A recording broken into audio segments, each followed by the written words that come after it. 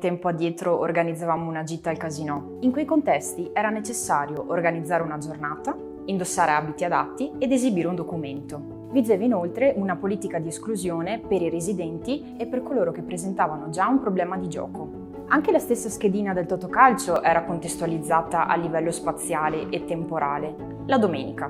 Oggi, tempo, spazio, organizzazione e identificazione sono completamente annullati. Chiunque può giocare a qualunque gioco, in qualsiasi momento e in qualunque luogo. Per quanto riguarda i fattori personali, possiamo identificare dei momenti nella vita in cui ciascuno di noi può presentare delle fragilità momentanee. Il gioco d'azzardo si presenta facilmente come un'alternativa piacevole, sempre presente e mai giudicante. Purtroppo però si insinua a livello biopsicologico, sostituendo ogni altro piacere e creando dei legami molto forti con i sentimenti positivi di chi in quel momento ne ha avuto bisogno.